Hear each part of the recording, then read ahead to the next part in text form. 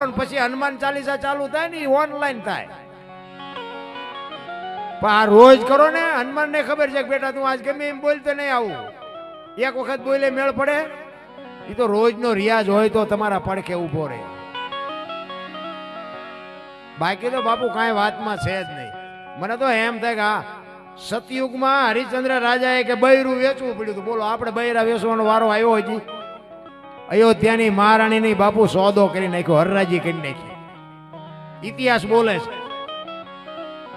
સતયુગ હતો, હારો માણા નહીં હોય, કોઈ દેણું ભરે એવો ડાયો માણા નહીં હોય દીદી. અરે વેચી નાખી તો ઠીક છે, પણ હારો ગ્રાહક ન જડ્યો. તમે જોવો તો ખરા ક્યાં વેચાણા. અયોધ્યાનો સમ્રાટ હરિશ્ચંદ્ર રાજા મહાણિયામાં નોકરી કરી. જો બાપુ, વચનની કેવડી કિંમત હોય, સદગુરુનો શું હિસાબ હોય. હરિશ્ચંદ્ર રાજા શમશાનમાં નોકરી કરે, દીકરા રોહિતને એરું કઈડ્યો અને તારામતી બાપુ એને લેવા ગઈ ને તેથી અયોધ્યાના કુંવરને ઉપાડવા વાળું કોઈ નહોતું. જેની દશા બે ને તેથી ખાવા ધાન નો રેરા. ઈ માએ દીકરાને ખંભે નાખીને શમશાનમાં લાવી બાપુ. અને શમશાનમાં આવ્યા ને તો હરિશ્ચંદ્ર રાજા ખડગાડું કરીને ઉભા રહ્યા, મારું દાન દેતા જાઓ. શું બાપુ, કોની પાસે વાત કરી? તમે વિચાર તો કરો. તારામતી કહે છે, સ્વામિનાથ હું છું. ઈ કે હું તમને ઓળખું છું. આ મળદું કોનું એ મને ખબર છે, પણ હું આ નોકરી કરું છું.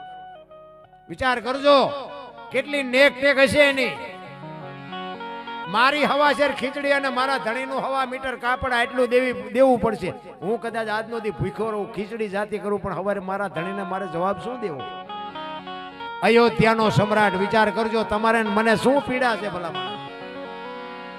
એ હાડી અડધી ફાડીને જે ઉઠાડી હતી ને, એમાંથી અડધી ફાડીને બાપુ હરિશ્ચંદ્રને આપી તારામતીએ અને શમશાન ભૂમિમાં લઈ ગયા. રાત્રિનો ટાઈમ બાપુ, ભેકાર શમશાન ભૂમિ.